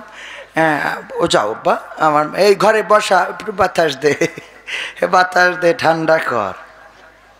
এরপরে মেয়েকে বলে বাবা মা কারে পছন্দ করেছো? আরে কি অবস্থা ওর, ও তো মনে আছে 5 ওয়াক্ত গাঁজা খায়। আম্মা ওটা একটু খাইতে হয় ওদের, এখনকার সময় বোঝো না আম্মা, এখন তো এটা খাওয়াই লাগে, ঠিক কিনা? আগের সময় যদি কেউ চিকন থাকতো মানসি বলতো তুই কি কিছু খাস না নাকি, এত চিকন কেন? আর এখন যদি কেউ চিকন হয় বলে কিছু খাওয়া ধরেছিস নাকি, ঠিক না বেঠে? এখন কি কিছু খাওয়া ধরেছিস, ডলিয়ে খাস? তার মানে এখন চিকনা খাওয়া ধরেছে, তাই এই যারা বিয়ে করেছিস ওর সাথে তো তোর আব্বা দেবে না। আম্মা তাহলে কি করবো? তুই এক কাজ কর, তোর খালার বলি রাখবা না, তুই নিয়ে চলি যা যশোরের থেকে কোনো এক কাজী অফিসতে পড়িয়ে নিয়ে চলি যা, পড়িস না পড়িস যা, মোটামুটি যা, আমি তোর আব্বার কন্ট্রোল করবো, এরকম আছে না নাই?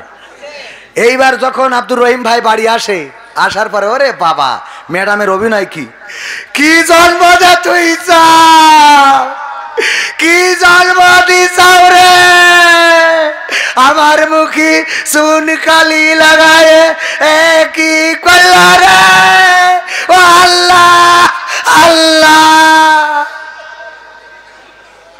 অভিনয় অভিনয়, ওর অভিনয়ের কাছে শেখ হাসিনার অভিনয় ফেল, ঠিক না বেঠে?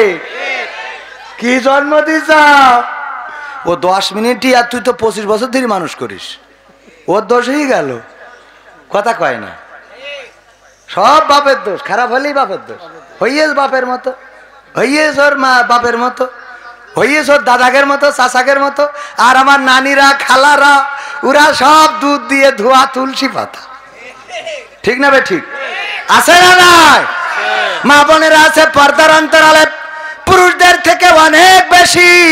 আগের সময় মা বোনেরা আমার যখন আপনাদের দেখতে যেত, মেয়েদের দেখতে যাওয়ার পরে মেয়েরা সামনে আসতে চাইতো না, বাড়ি থেকে পালাতো, জোর করে ধরে আনা হতো, মুখটাও তুলতো না। আর এখনকার কি জামানা এসেছে, বলে জানিস আমার কিন্তু কাল দেখতে আসবে, কাল দেখতে আসবে, আসিস বান্ধবী। এখন তো বান্ধবী কয় না, দোস্ত, এখন ওরাও দোস্ত।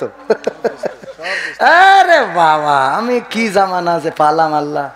হ্যাঁ আরো 2 বছর পরে আসলে একটু লাইন মাইন করা, বয়স হয়ে গেছে এখন মানসি ডাকে চাচা চাচা, লাইন নেই, লাইন শেষ, 12 বেজে 13 কাটায় ঝলছে।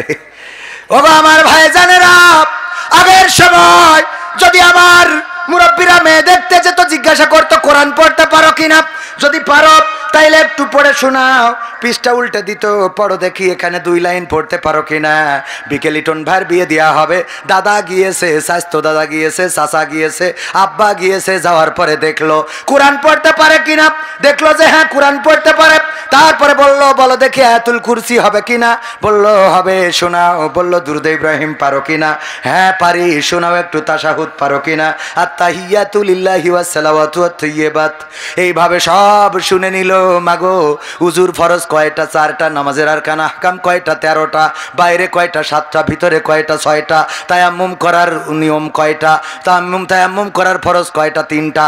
এমনি ভাবে সবকিছু যখন সব বলল, মেয়েটার যদি চেহারাটা একটু কালো হয়, যদি অপরিষ্কার হয়, তারপরেও চিন্তা করে মেয়েটা নামাজি, রোজাদার, পরহেজগার, কোরআন জানে, হাদিস জানে, সব কিছু ঠিক আছে, নদীর পানি ঘোলা ভালো, জাতের মেয়ে কালো ভালো, সুতরাং এই মেয়েটাই আমার বিকেলিটনের জন্য নিয়ে যেতে হবে, ঠিক না বে ঠিক? আর এখন যদি বিকেলিটন ভাই বিয়ে করতে চায় তাইলে আর মুরব্বীরা যাবে না, চাচারা যাবে না, দাদারা যাবে না, এখন ওই যে টিকটকে যারা আরো ভাইয়ের বন্ধু বান্ধব আছে ডাক দেবে, দোস্ত যাইতে হবে, আমার যে গাড়ি আছে, ওই যে কি গাড়ি যেন, এটার নাম কি ভাই? সিআই স্যার, সিআই স্যার আর মোটর সাইকেল কিছু গিয়ার দিয়ে নিয়ে চলে যাবে।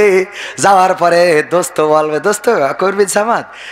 দোস্ত তুমি একটু জিজ্ঞেস করো তো, তোমার ভাবিকে কি জিজ্ঞেস করবা? আমি আর কি জিজ্ঞেস করবো, যেহেতু ভাই ভাইরাল ব্যক্তিত্ব। আমি বললাম ভাবি আপনার টিকটকে ফলোয়ার্স কত? ঠিক না বেঠে? ভাবি রিলসে ভিউজ কেমন আসে? আর্নিং কি আগের মতো হয়? কথা কয় না। আর্নিং কি আগের মতো হয়? ওগো ভাবি আপনি কি কাপড় ভুলাক করতে পারবেন? কাপড় ভুলাক কি করতে পারবেন?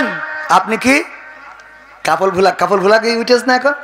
হ্যাঁ, বিকেল লিটন ভাই দাঁড়ায় থাকবে, ভাবি কাপড় ভুলাক করবে। হ্যাঁ হ্যাঁ, এই সবাই কেমন আছো দোস্তরা? আমার কথা কি শোনা যায়? আমার কথা শোনা গেলে একটু কমেন্ট করো, আমি আজকে তোমাদের সব দেখাবো। এই যে দেখো আমার পাশে দাঁড়িয়ে আছে আমার পাগল বিকেল লিটন। হ্যাঁ, ওকে নিয়ে এসেছে। তুমি হাই বলো। পিছন বলে হ্যাঁ হ্যাঁ তোমাদের হাই বলেছে। হাই হাই, কবির বিন সামাদ জয়েন করেছে। হ্যাঁ, কবির বিন সামাদ। এর নাম কি ভুলাক? কথা কয় না। কি ভুলাক? কাপড় ভুলাক। এই শয়তানিগুলো আছে না নাই? নিজের স্ত্রীকে দিয়ে ডলার ইনকাম করে। আল্লাহ হেদায়েত নসিব করুন, বলেন আমিন। ওগো আমার ভাইয়েরা, কষ্ট হচ্ছে, আর কি 10-15 মিনিট থাকা যাবে? থাকবেন কারা কারা দেখতে চায়? নারায়ে তাকবীর, লিল্লাহি তাকবীর, আল কোরআনের আলো, আল হাদিসের আলো, আমার নেতা তোমার নেতা, নারায়ে তাকবীর। পবিত্র কোরআনের 2 নম্বর সূরার নাম কি? সূরা বাকারা। সূরা বাকারার 8 নম্বর আয়াতে কারিমা তেলাওয়াত করেছি, কারণ হলো আজ একজন নেতার কথাই শুনলাম যে কোরআনে নাকি রাজনীতি নেই। পড়েছে আপনাদের সামনে? কেন্দ্রীয় লিডার বলে দিয়েছে কোরআনের সাথে রাজনীতির কোনো সম্পর্ক নেই। নাউজুবিল্লাহ বলবেন না? কোরআনের সাথে যদি রাজনীতির সম্পর্ক না থাকতো তাইলে আবার রাসূল রাষ্ট্রপ্রধান কেন হলো? কোরআনের সাথে রাজনীতির সম্পর্ক আছে বলেই যত নবীরা ওলিরা দাওয়াত দিয়েছে, সেই সময়ের যারা চেয়ারম্যান ছিল, মেম্বার ছিল, এমপি ছিল, মন্ত্রী ছিল, সরকার ছিল, তাদের কাছে যে কোরআনের দাওয়াত দিয়েছে। বলেন ঠিক কিনা? ঠিক না বেঠে? যারা বলে কোরআনের সাথে রাজনীতির কোনো সম্পর্ক নেই, ইসলামের সাথে রাজনীতির কোনো সম্পর্ক নেই, তাদের ব্যাপারে আল্লাহ বলেছেন পবিত্র কোরআনের সূরা বাকারার 8 নম্বর আয়াত, আল্লাহ বললেন ওয়ামিনান নাসি মাইয়াকুলু আমান্না বিল্লাহি ওয়া বিল ইয়াউমিল আখির ওয়া মা হুম বিমুমিনিন। কথাটা কার? আল্লাহ বললেন ওরা অনেক মানুষ আছে। এই বললে যে থাকতে কোনো অসুবিধা নেই, 2-1 জনের সমস্যা আছে, মনে সমস্যা আছে, আর একটু সময় থাকা যাবে না? এখনো তো আমি সঙ্গীতই শুনাই নাই, নাম দিছেন আকর্ষণ, এখনো ক্ষমতায় কেউ স্থায়ী হয় না। শেখ হাসিনার গান শোনানোর দরকার আছে না নাই? এমপিরা সব কোথায় গেল শোনাবো? মন্ত্রীরা সব কোথায় গেল? কোথায় কাদের কাকা? তাদের ছাড়া দেশটা এখন লাগে ফাঁকা।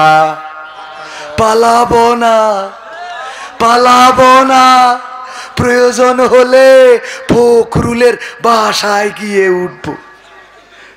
ঠাকুরগাঁওয়ে বাসা আছে না, জায়গা দেবে।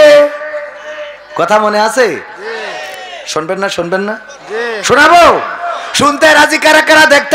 আমরা যে গানগুলো বলি, আমরা যে কথাগুলো বলি, এই কথাগুলো রিস্কি আছে না নাই? কিন্তু আমরা কেন বলি? ইমানের দাবিতে বলি। আপনারা যারা শুনতে চান শুনবেন, এখানে শোনার জন্য কাউকে ধরা হবে না, কিন্তু বলার জন্য যদি চট করে আমার নেত্রী ঢুকে পড়ে তাইলে কবির বিন সামাদের কাটি খোলা হবে। ঠিক না বে ঠিক? তারপর আমি কেন শোনাতে চাই? কারণ ওই যে বলেছি ইন্না সলাতি ওয়া নুসুকি ওয়া মাহইয়ায়া ওয়া মামাতি লিল্লাহি রাব্বিল আলামিন। আল্লাহর কাছে আত্মসমর্পণ করেছি, আল্লাহ ছাড়া কাউকে ভয় পায় না। আপনারাও কি আল্লাহর কাছে আত্মসমর্পণ করেছেন নাকি? করেছেন? কারা কারা সত্যি আল্লাহর কাছে আত্মসমর্পণ যদি করে থাকেন, আল্লাহর পাগল যদি হয়ে থাকেন, তাইলে মজদুর মতো পাগল হতে হবে। লাইলির দেখার জন্য মজনু লাইলির গেটের সামনে দাঁড়ানো, লাইলির গেটের সামনে বসেছে লাইলিকে দেখবে, কিন্তু না লাইলি দেখা করে না, প্রতিদিন এক গ্লাস করে দুধ পাঠায় দেয়, নাও আমার মজনুরে খাওয়াও। এটা দেখে বিকেলিটন যে আবার বসেছে যে আমিও খাবো দুধ, আমিও লাইলির মজনু। এরপরে আব্দুর রহিম সাহেব চিন্তা করলো ফিরি যেহেতু দুধ খাওয়ায় তাইলে আমিও যাই লাইলির গেটের সামনে যেয়ে বসি, এক গ্লাস করে দুধ মাগনা ছাড়িয়ে দেবো কেন। উনি যেয়ে বসলো, আমি চিন্তা করলাম আমিও যখন আপনাদের এই হৈবতপুরি আসিছি তাইলে আমিও লাইলির প্রেমের পাগল মজনু সামনে যেয়ে বসলাম, আমার সভাপতিও যেয়ে বসলো। এক এক করে এইভাবে বসতে বসতে লাইলির মজনু 100 ছাড়াই গেল। এখন আর দুধে হয় না, আগে যে দুধ পাঠাতো সেই দুধ খাওয়াতে খাওয়াতে লাইলির বান্ধবীরা বলল, ওগো লাইলি আর তো আমরা মজনুরে দুধ খাওয়াতে পারি না, কারণ তোমার মজনু আগে ছিল একজন, এখন হয়েছে 100-এরও বেশি। কয় কি করে 100-এর বেশি হয়ে গেল? আমার মজনু তো হবে একজন, কারণ আমি একজন রেই মন দেব আর আমার জন্যও একজন। বলতেছে এখন তো 100 জন। বিকেলিটন, আব্দুর রহিম সভাপতি, কবির বিন সামাদ, সাইফুল্লাহ বিন কুরবান সব এসে জুটেছে, সব এক গেটের সামনে। বলছে এর মধ্যে আসল মজনু কিটা খুঁজে বের করে দাও। কয় কি করে খুঁজবো, আমাকে তো এত জ্ঞান নাই। কয় যে গ্লাসে করে দুধ নিয়ে যাও, আজকে ওই গ্লাস নিয়ে যাবা, কিন্তু দুধ নিয়ে যাবা না, খালি নিয়ে যাবা, সাথে একটা ছুরি নিয়ে যাবা। যাওয়ার পরে বলবা লাইলি বলেছে একটা গ্লাস রক্ত দেওয়ার জন্য। কি দেওয়ার জন্য? যেই আমার বিকেলিটনের ধরিয়েছে, ধরলি বলছে খেই কাজ নেই, আমার ফ্যাশন দিছি ঢাকা যশোরে, আমার ওখানে গার্মেন্টসের ব্যবসা, আমি ও দেখবো কখন আর রক্ত দেবো কখন, উঠে দেশা তো। এরপর আব্দুর রহিম ভাই ধরিয়েছে, বলছে আমি চেয়ারম্যানিতে দাঁড়াবো, সংগঠন আমাকে মনোনীত করেছে, আমার সামনে চেয়ারম্যানিতে দাঁড়াতে হবে। আমি লাইলির জন্য যদি হাত কেটে রক্ত দিই তাইলে চেয়ারম্যানি করবে কিনা? আমার ধরেছে, আমি বললাম সিলেটে যাবো আজ করতে, আমার দিয়ে হবে না। সভাপতির ধরেছে, বলছে বুড়ো বয়সে রক্ত দিলে আমি তো ওখানে বেহুশ হয়ে পড়ে থাকবো। যেটা আসল মজনু সে বসে আছে, যখন গিলাস নিয়ে গেছে ঘেসাং করে কেটে গিলাস ভরে দিয়ে বলছে নিয়ে যাও লাইলির কাছে। আসল মজনু পাওয়া গেল না, গেল না। এমন মজনু হতে হবে আল্লাহর মজনু, যখন আল্লাহর জন্য ডাক দেবে তখন যদি রক্ত চাই রক্ত দেব, যদি মিছিল করতে বলে মিছিল করব, যদি ভোট দিতে বলে ভোট দেব, যদি নোট দিতে বলে নোট দেব না। হ্যাঁ নোট দেবেন? কারা কারা দেবেন? সত্যি দেবেন? ওই টানটাইনি করেন তো, টানটাইনি টানটাইনি, এই দাঁড়ানো মানুষ সত্যি দেবেন? বসে আছেন, স্পিড আছে, আবার বিয়ে দিলি করা আছে ইনশাআল্লাহ। তারপরে দরকার নেই বুড়ো বয়সের, তাহলে মসজিদে মোট বেরোতে পারবেন না, ওর মধ্যেই পড়ে থাকতে হবে, আর বাড়ি যাওয়া যাচ্ছে না। তো দরকার নেই, তাহলে মুরব্বীরা কি করবেন? পকেটের মধ্যে কিছু চকলেট কিনে নিয়ে যাবেন, মনে থাকবে? চকলেট নিয়ে যেয়ে তো শ্যাম্পু, তো চকলেট কিনে নিয়ে যেয়ে কি করবেন? বাচ্চারা যে বেশি বাড়াবাড়ি করে, চিল্লাফাল্লা করে, কাছে ডেকে বলেন বাবা এই নাও চকলেট খাও, শোনো নামাজে আসবা, আগামী ওক্তে যদি তুমি চিল্লাফাল্লা না করো তাহলে তোমার আবার আর একটা কাঠি লজেন দেবো। ইয়া চিল্লাফাল্লা করবে? এই কাজগুলো না করি ওরে বাবা, উনি তাশাহুদ পড়ে আর মনে মনে করে আত্মাহিয়া তুলিল ধরব না সালাম ফিরো খুজুর, আত্মাহিয়া তুলিল কিডারে কাজ ছেলে যে এইভাবে চিল্লাচ্ছে, আত্তাহিয়া তুলিল আল্লাহুম্মা সাল্লি আলা মুহাম্মাদ, কাজ চাইলে শালা শয়তান হয়েছে, একটা শয়তানের ধরা হবে। আত্তাহিয়া তুলিল আল্লাহুম্মা সাল্লি আলা কাজ চাইলে আসসালামু আলাইকুম, এই কাজ চাইলে রে, এই চিল্লালো কিডাই, এই কিডাই দোয়া না পড়ি খালি ও আত্তাহিয়া তো ধরবো নামাজ শেষ করি। সত্যি বলছি না মিথ্যা বলছি? সূরাতে আলহামদুলিল্লাহ পড়তে যাই, কোনে আর এক মাথায় যাই মনে পড়ে আজ বাজারে দোকানে যে কাস্টমার আইলো, মেয়েটা ভালো সুন্দরী ছিল আলহামদুলিল্লাহি রাব্বিল আলামিন, মন ঠিক করতে পারলো না, উনি আবার সাইলি বিলে ঠিক করতে চায়, ঠিক না বে ঠিক? এই জন্য যুবকদেরকে প্রায়োরিটি দিতে হবে, ওদেরকে উৎসাহ দিতে হবে। এই কিরাম বোর্ডে রয়েছো কেন, নামাজ পড়তে যাবা না? এই চলো তোমার নামাজ পড়তে যায়, এই বিকেলিটন চলো ওঠো, বাদ দাও চলো নামাজ। আপনি ডেকে দেখেন যায় কিনা, না ডেকেতে আপনি ও বটতলায় গাঞ্জা টানে আর এই আপনি আরো বলি বেড়ান হয়েছে মকসেদের ছেলিয়ারটা খাই গাঞ্জা, আছে তো ও খুশি, ও নামাজ পড়া ধরলে ওর রাগ ওঠে, আর গাঞ্জা খাই কেলাই কেলাই বলে। এই কাজগুলো করতে হবে ভাইরা আমার। তাহলে 1 নম্বর কাজ কি? নামাজ কাজা করা যাবে না। 2 নম্বর আমার যুবকেরা, এই যে ভাই দেখেন দাড়ি রেখে দিতে, আরে এইভাবে দাড়ি রাখতে হবে, দাড়ি কি করতে হবে? রেখে দিতে হবে, সেভ করতে হবে, সেভ করা যাবে না। হ্যাঁ, শেভ করা যাবে না, শেভ করতে হবে, দাড়ি রাখতে হবে। মনে থাকবে রাসূল সাল্লাল্লাহু আলাইহি সাল্লামের একটা সুন্নত দেহের সাথে কবরে যায়, সেটা কি? দাড়ি। তাছাড়া আর একটাও যায় না। টুপি যাবে না, পাঞ্জাবি যাবে না, পাগড়ি যাবে না, মেসওয়াক যাবে না, আতর যাবে না, সুরমা যাবে না, খুরমা যাবে না, কিছু যাবে না, দাড়িটা যাবে। এই দাড়িটা নিয়ে কবরে যান। অন্তত মরি যাব কখন তা তো বলতে পারি না। আজকে হায়াত পুরলি, কালকে আবুল হায়াত শেষ, ঠিক কি না? তো সুতরাং দাড়িটা সেভ করতে হবে, সেভ করা যাবে না। 3 নম্বর কাজ কি? 3 নম্বর কাজ, টাকনুর উপরে কাপড় পরতে হবে। টাকনুর উপরে বিশ্বনবী সাল্লাল্লাহু আলাইহি সাল্লাম বলেছেন, টাকনুর নিচেই যারা অহংকার বশত কাপড় পরে, এই কাপড়, এই অংশটুকু জাহান্নামে যাবে, কেটে তো আর ঢুকাবে না। সুতরাং টাকনুর উপরে কাপড়টা পরতে হবে। টাকনুর উপরে কাপড় পরে আপনি যখন জুতো পাই দেন, আপনার যে কি স্মার্ট লাগে। আর একজন টাকনুর নিচেই পরিয়ে নেত্রে যায়, কুত্তার গু লেগে থাকে ওতে, ঠিক না বে ঠিক? দেখেন, খেয়াল করে দেখবেন, টাকনুর উপরে কাপড় পরবেন, আপনার আলাদা একটা স্মার্ট লাগে। হেঁটে যাবেন, মনে হয় লিডার যাচ্ছে। হ্যাঁ, মনে থাকবে ইনশাআল্লাহ। 3 নম্বর কাজ কি? 3 নম্বর কাজ হলো সৎ কাজের আদেশ দেবেন। যেখানে দেখবেন, যারে দেখবেন, এই নামাজ পড়বা না, কাপড়ই সমস্যা, তো এখনো লুঙ্গিতি মতো কেন, বাচ্চা রয়েছে এখনো, এটা ছাড়ি দাও শোনা, এটা ছাড়ি দাও, ব্যাস লজ্জা পেয়ে যাবে যে চাচা কালকেতে পড়বানে। ডাকেন, 3 বার ডাকেন, যদি 4 বার এবার না যায় দেখেন, আমি তো ডাকতেই পারেন না, আপনি উল্টো বলি বেড়ান। হ্যাঁ, আব্দুর রহিমে চাইলে হইয়েছে একটা, হ্যাঁ বুঝবেন ঠেলা, মানে আপনি আনন্দ পাইছেন। এই আনন্দ না পেয়ে তারে ডাকেন, তারে আহ্বান করেন, তাহলে সৎ কাজের আদেশ। 5 নম্বর কাজ কি? অসৎ কাজ। লাইলাতুল ফেব্রুয়ারিতে ভাই, লাইলাতুল ফেব্রুয়ারিতে মোটর সাইকেলে যে উঠবে, রোড ব্লক দিতে হবে, ওই যে অপারেশন দিতে হবে, শাটার ফেলায়ে দাঁড় করাই বলতে হবে, আমরা এই হাপানিয়া গ্রামের যুব সমাজ, তুমি যারে নিয়ে যাচ্ছ তোমার কি লাইসেন্স করা আছে নাকি নাই? লাইসেন্স বোঝেন তো? হ্যাঁ, তা ভাই আমার লাইসেন্স করা, আমি বিয়ে করেছি, তাইলে তুমি লাইলাতুল ফেব্রুয়ারি তোমার জন্য ইবাদত জায়েজ। কথা মনে থাকবে? কিন্তু যদি লাইসেন্স করা না থাকে, তোর জন্য কাজী রেডি, খরচ রহিম ভাই দেবে, তোর পড়ায় তারপর আজকে তুই ঘুরে বেড়াবি। এই কাজগুলো করা যাবে না। খালি হুজুরকে ধরি কয় বিয়ের কাগজপাতি কই না, সবাই ধরতে হবে করে। ভাবিন নিয়ে বেড়াচ্ছাও কিনা লাইলাতুল ফেব্রুয়ারিতে? ভাই থাকে মালয়েশিয়ায়, ভাবিন নিয়ে গিয়ার মেরি বেড়াচ্ছাও কিনা? কথা কয় না। এ দায়িত্ব যুবকদের আছে না নাই? সমাজে অন্যায়, এই অন্যায় ঠেকাতে হবে। তাহলে এই অন্যায় ঠেকাতে গেলি কোথায় কি হচ্ছে এগুলো দেখি। অসৎ কাজে বাধা, ডাইরেক্ট বাধা। এই কিরাম বোর্ড চলবে না, বিয়ে বাড়ি কোনো ডিজে হবে না। কিসের ডিজে? ডিজে যদি বাজায় যুবকরা নোট করে রাখবে যে বিকে লিটনের বিয়েতে ডিজে বাজাইলো, যেদিন মরি যাবে ওই দিন জানাজার সময় ইমাম সাহেবের ডাকতে যাবে, ইমাম টাস করে চলে যাবে। আপনাদের এখানে কি বাজার? ফুলবাড়ি না আর একটু উপরে বাড়িনগর। বাড়িনগরে যাই মাইক ভাড়া দেয় যারা, আবু মাইকির বলবে 2টা স্পিকার দিয়ে ডিজে যে মিউজিক ওই ইয়েতে ভরি, মেমোরিতে ভরে এই নিয়েতে দিয়েতে ইমাম যেখানে দাঁড়ায় ওখানে স্পিকার দিয়েতে কুপান দিতে হবে, দে কুপান, আর আমরা নাচতেছি। ইমাম দে বাড়ি, ইমাম মুসাল্লি সহ নাইসে গায়ে তো বিকেলিটনের কবরে থেকে আসবো।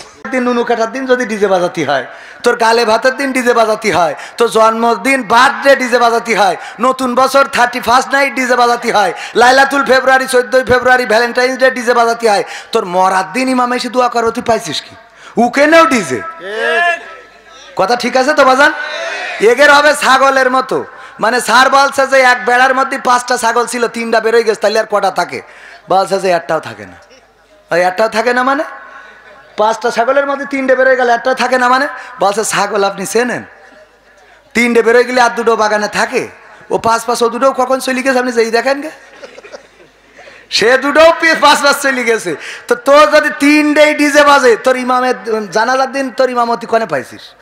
ওই দিনও কুপান দিয়ে পাঠ